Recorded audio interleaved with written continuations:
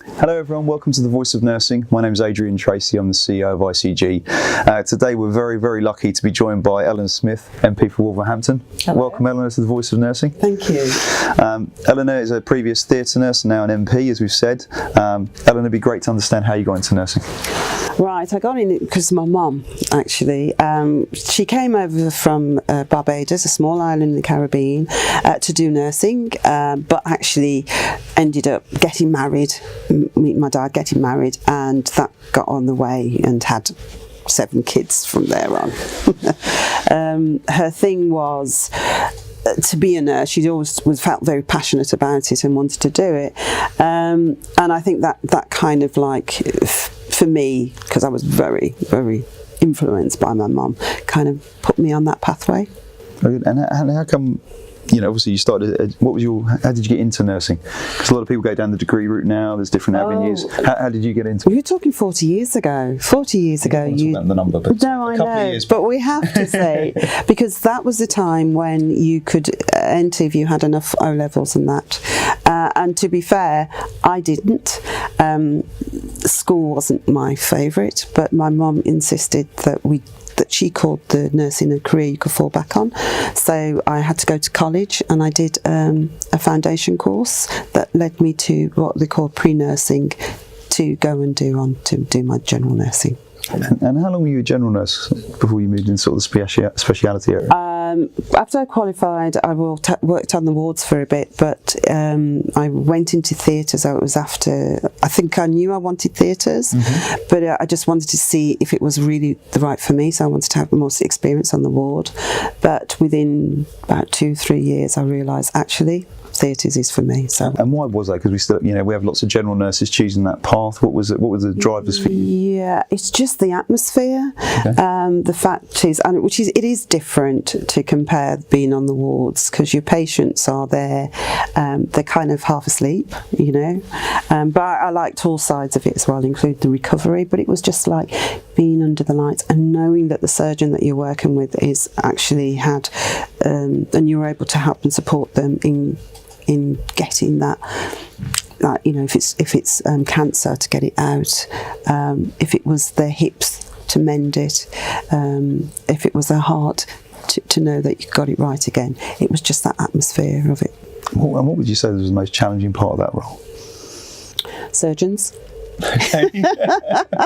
Was because at the end of the day, we're talking those years when they were kind of like demigods, and you just really had to make sure that actually, no, you're the same as everybody else, and I respect you for what you do because it's amazing, but you also need to respect me as my profession as well. And we both work together, and it's not one without the other. Good. And have you sort of seen that, that role of nursing, progress in that period? You would have seen the changes, yes, and the levels of respect for nursing. Absolutely has changed, and now we've got other groups that's in there called ODPs, so that they're practitioners who are in the right. They just learn about theatres. Why nurses? We had a much more of a holistic view on nursing, and we brought that with the patients. But to be fair, everybody's valued in the theatres, and those practitioners are as good as what we got now as nurses. No, we agree. We also talk about nursing, focusing on the care of the patient, because they tend to spend more time. We spend more time on there in that respect, and particularly in the recovery side of it, when the patient's waking up, and it's to know that they're feeling safe, that they're actually, I'm awake, because most of the times patients think that they're not going to be, and that was the nice things, and you can gently wake them up and make sure that they're pain, but if they've got any pains, that it's all controlled as much as possible before the next step is going into the wards. And if you're looking back now, obviously it's a very successful career. What would you maybe advise your younger self when young Eleanor was popping into nursing and starting out? Actually, I don't think I would change that much, because what I wanted to do was to make a difference, and I feel that as I came into nursing, I wanted to make that difference. I wanted to do that caring, but then I also had the side from the trade union side for the staff as well, hence the reason why I became a steward, because I also felt that if we are going to look after our patients, we need to look after our staff. And the NHS, as much as I love it and that, doesn't really look after its staff as well as it could do. Let's put it like that. So how did you take the career from theatre nurse to end up working with Unison? Well, I didn't actually work with Unison. I became a representative of Unison, and it was through it was as a rep. It was because there was pay and grading. People understand that, would know, way back in 1988.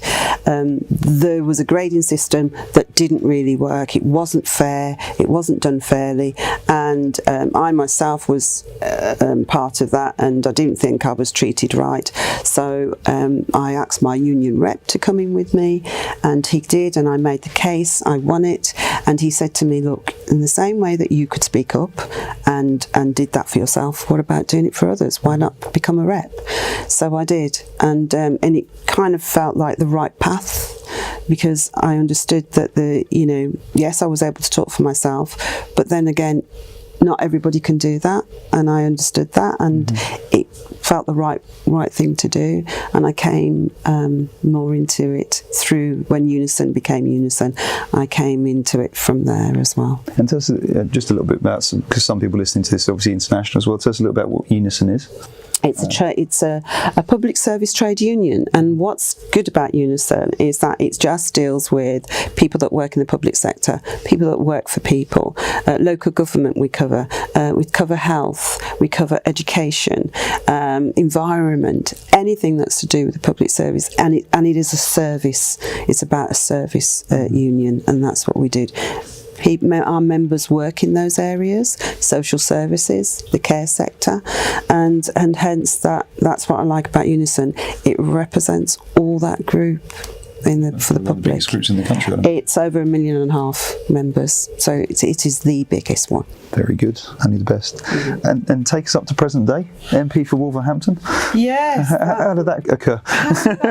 Okay, and again through the trade union movement, because I was active within the Labour Party, and I had been since nearly 30 years, and you'll find that with the trade union movement and the Labour, there's a very strong link. But during the times of I think more or less Tony Blair years, those was the link between the trade union and the Labour was kind of going, and what the Labour was saying, what the trade union was saying, actually we need more people from the working classes, which I am, to actually represent our people in Labour Party. So they helped devise programmes and training for people who they think would be a good MP or an MP. What sort of training did you have to go through? Oh, we went through the ones for media for Sterling, and about representing. But the thing is with us, we are, as a union rep, I'm already representing anyway. That's what I was doing in the hospitals with the staff, and it's just an extension of that. But it was about, I think what they were trying to do as well, you have to be political, to be more politically aware, and hence the training was for that. Very good. So how did you become an MP then? So when you've done that, as I said, the trade union wanted more Labour working class people, so they with the training, and they kind of pushed you. And what you do, you kind of like, as it says, you go in for you feel you're strong enough, you want to go in for, if your seat's coming up, you actually go and see if there's a chance that you might be able to be picked. Very good. So would you go through a panel interview? You kind of go through a panel. I went through a panel interview, but you also go through a constituency interview as well. If you know there's a seat coming up and you're interested, you can apply, just like anything, any job really. And you go before a panel, and they say whether or not they feel, yes, you could win the election for us or not. So, and that was it. Well, we love hearing about nurses having different careers, and also using those transferable skills, as you said, representing people, looking after people, doing that as an MP. It's great to hear. It is, because we have that, we have the 5, 6 C's, but we're already caring, we're already compassionate, we're already advocator for our patients as well, and that's the same thing you do as a politician. Very good. And obviously we talked about nursing change. What sort of things do you see as the future, in that nursing community specifically? I think there's going to be a lot more specialists in nursing, and I think that's a need as well. So you have them at the moment where I think there is within the theatres, there's got specialist nurses which actually can do some surgery, which is a good thing as well. The roles of the doctors were changing anyway, because when I started you were nursing, and as time got on we found less doctors, we started to do more of what the doctors in. That's why it's really important to have the degree nursings to come in. I know people say that there should be a way of getting in nurses through the associate nurses, which I kind of agree with, but you need to have that degree as well. It keeps us on a profession, and we need that, because somehow they tend to, because they're seen as a woman's work, it gets devalued, and it doesn't be the same thing as cost as well, and our pay is always lower because it's seen as a woman's thing, but it's not classed as profession. And one thing about what has happened, and absolutely greatly, is that what nursing has become is a profession, and it should be, and you need to have a high quality of people that are coming through, as well as the caring ones. And I say this because the associate nursings have that avenue of being able to go into the degree nursing. You have a right to have the direct entry, but you also have the right to have people to come in through the associate nursing side as well. But you should always have it as a degree. And what are your thoughts on the associate role? With varied opinions. My opinion is that we need it. For me, because the only thing is, though, when you're 18 and you're making that decision to come in as nursing, and then actually it's not what you want, you tend to leave. Associate nurses already know what it's like, so they're already in there, and then they can, what I think, go into it even as a degree and make it a full career. We've now got rid of the bursaries, which you will find that when the degree nurses come through, that's my concern, when degree nursings are coming through now without the bursaries, and they see what they actually have to do when they actually have to work alongside their mentors at weekends, 12-hour shifts, and then they're paying £9,000 a year for that. I think it's going to be slightly different. Also, the challenge, I think, is a lot of mature people go to nursing as a second, as a second career, which is where they've got a lot of life experience. Absolutely. And they, if you've got a young family, or you're looking at it as a second career because it's vocational, without the bursary, it's very difficult to make ends meet. Absolutely, and it would be good. That's where I feel that the associate nursing is a one way of getting into it, because it usually is when your second chance of life, second career, or you've been a mother and now you feel that this is the right time for you. Your children's at school, that's the area to go in. But the thing is, though, we need the two. Yeah. We shouldn't just have shouldn't be one or other. No. And do you see any trends, obviously, from your position coming up in sort of 2018, 2019, from a nursing point of view, or trends that we should be, letting people who watch this know about? I would see yes, the concerns is that there's going to be less and less people coming into nursing. That's our biggest worry. That has always been actually in England, because back in the 1950s, when my mum was asked to come over from, it was because there was a shortage, and that hasn't changed. Still, we still get, and I feel it's the benefit of nursing, people from the Commonwealth, people from European.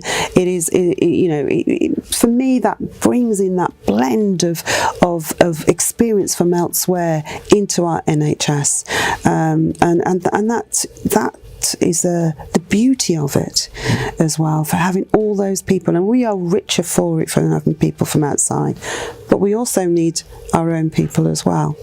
And I can see where at the moment it doesn't seem attractive to a lot of our own, as they say, indigenous people. Do you see the UK nursing workforce as a crisis or an opportunity? At the moment, it should be an opportunity, but at the moment it feels like crisis, because there is not enough of them. that's working in it. And my daughter's done her degree now, and she's just finished, and she works in the.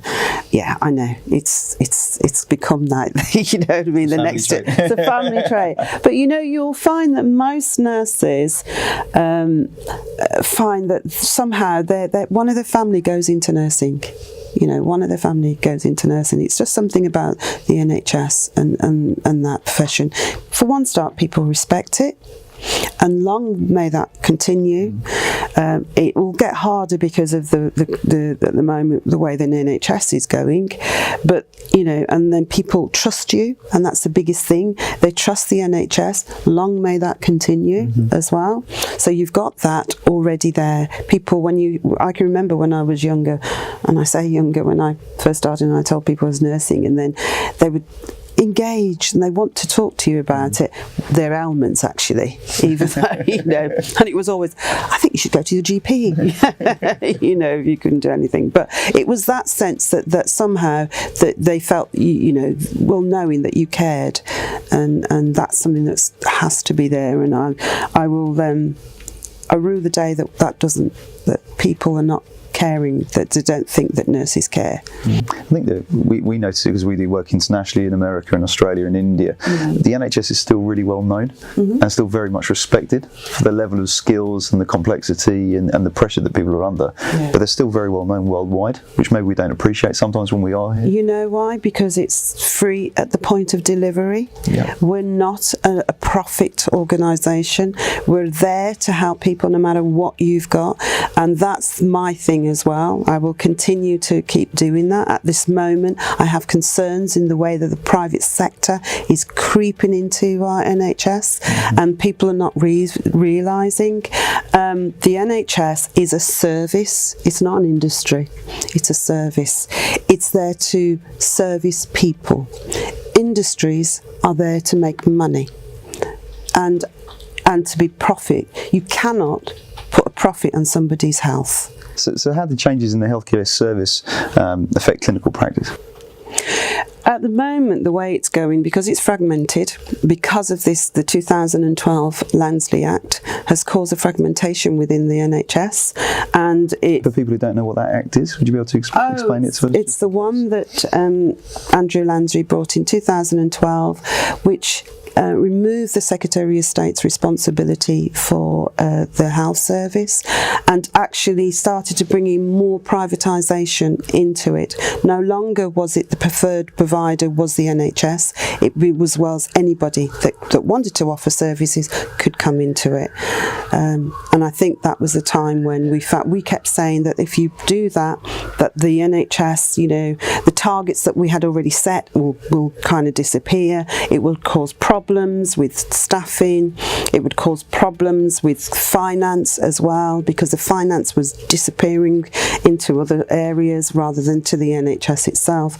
And then we had the trusts and the beginning of these organisations, these trusts and everything, and the Foundation Trust, which felt that it could act in its own autonomy, could act in its own way, move away from the way that the NHS is run, and if it felt that that's what they needed to do, started bringing in more CEOs, and when you hear things like that, you think of a business, and that act actually helped to put the financial restraint that we've got in at the moment under the NHS. That's what that act did.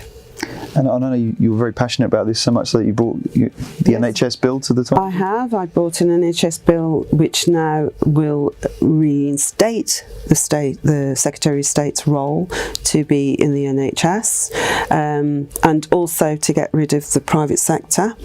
We will have voluntary sector, but non-profit, not the private sector is in there, and also to get rid of what we call the NHS England, NHS body, and to bring it back to what it was before, accountable to the people, to local and to the national. And tell us a bit about how that works for laymen that aren't MPs and aren't in your world to our nurses and people who are generally listening. How does bringing a bill, is it voted upon, or how does it work? At the moment, the 10-minute rule bill I made, and it's there if anybody wants to have a look at it, you can look at it on the website. And at the moment, it's a bill that would come in, but it's right down at the bottom at the moment. But what the most important thing is, it's a bill that the Labour Party is saying that once we're in power, this is what we're going to be doing.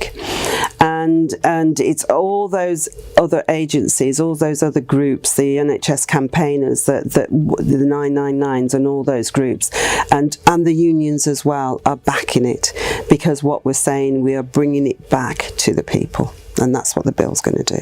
So it sounds like it'll look after our nurses, which is what we want to do. Look after everybody that works at the NHS, our nurses, our doctors, our paramedics, everybody. One thing we talk about is nurse welfare and the mental health of actual nurses. Yeah. We find that they're under more pressure than ever.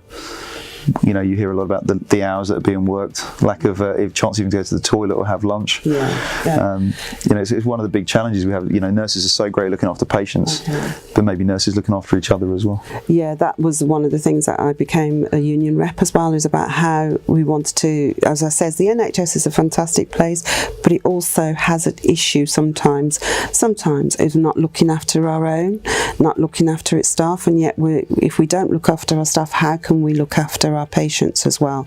So absolutely, health and well-being is important, and it's always been something that we do as a nurse. You just go out your way. That's the way it is. When you come in your duty, yes, you think you're finishing at a certain time, but if you've got a patient that needs your care, you're not going to leave that patient. And I would say that the NHS has been building a lot of its workforce around the fact that nurses and other workers go beyond their actual working time. When we don't cut off at 5, we carry on. And that's good. That's what we wanted. But sometimes it can't go on forever.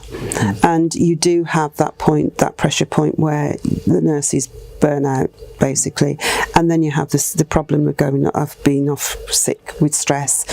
Then that puts an extra burden on the staff that is left, and it's that vicious cycle. Or even leaving the profession.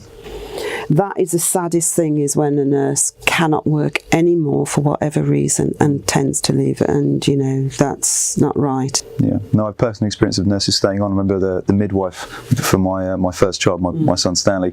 I think her shift finished at 7 that night. She was there till 3 in the morning with us. Absolutely. And I was amazed, and she was like, "No, I'll stay." Yeah. And my wife was just like, "Please don't leave." I know. Absolute heroes. Yeah, and that's it. So that's the thing, you see. But then, and I've said this as well, somehow we're expected to do that and then still be not kind of carry on. Another issue is that somebody you've been with a patient who has died, and you've been with a family, and you see all that, and you're with them, you give them the compassion, the care that they need, but you also need that side time where you need to go out and have that 10-15 minutes just to get your head around that. We don't have that. No. You're expected to go straight into another one, and that's the thing that we need to be looking at. We can't have that. We're human, just like anybody else, and we need that time. No matter how long you've been in nursing, I've been in nursing for 40 years, and no matter what, when somebody dies, you feel it. But you need that time, and that was always the thing. You don't have that time to go and actually reflect on it properly before you're heading off to the next person. How did you? The one thing that amazes me when nurses talk about how they look after the families as well as the patient. How did you learn how to do that? You don't. It's just something. I don't know if it's learnt. It's just something that you do. Right. Do you pick it up from like the older nurses? I think you pick it up from your experience. You as a human being. Okay. As a human being, you know that you can feel the passion, because what you tend to do is that you imagine, and that's why I said about the NHS. It's there for everybody. It could be your family. you know, and from birth to death, the NHS is there, and somewhere along the line, either if it's not you, it's one of your family will be using it. So how you treat that person is exactly how you want somebody to treat you and your family. And what do you sort of see the role of the nurse in, in today's society? See the role. I just want it to continue to be the role where people respect and respect and understand that we do care. I'd like it to be where we're able to be advocators, strong advocators of, for me, the NHS.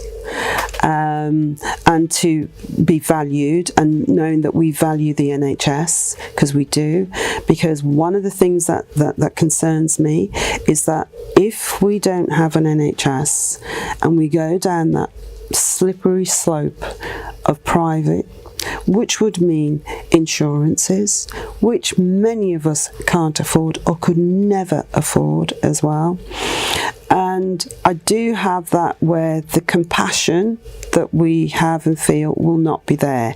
And I give an example, and I might be speaking out of turns because I don't know any American nurses, but I do think that if you're in a system that has and have been for all the time in an insurance base where it's whether or not, when the patient comes in, the first thing you're looking for is whether or not we can afford to treat them. So you're only going to give them the basic care. The rest will be, well, they'll move them on. As a nurse, you would feel that that can't be right. But if you're in a system that it's always has been, then you don't know the difference. You don't know the difference. So you carry on doing exactly what your role is as a worker rather than a nurse. Okay. And that's my worry. It's a challenge. It is. Yeah. And obviously very busy with work, but tell us a bit what you do outside of work and a bit of any small bit of spare time you might have. I've just bought myself a spinning bike. Oh, very good. Yeah, so I try and do that when I can. I want to try, because I think it's important that A, just to keep the weight down, but B, to have that healthy mind, you also need to do exercise as well, and I'm a great believer in that. Bit of time out. Any books that you're reading or anything like that, I suppose? No, because I'm just reading constant papers that keeps coming through, you know, or another. So I should do. Only when I went on holiday I read one book. But that's it, yeah. And is there any message you'd like to give to our nurses? Yeah, continually to be passionate about the care you give, fight for it, fight for the NHS, absolutely. And also as well, if you see yourself in a role as being an MP, come join me.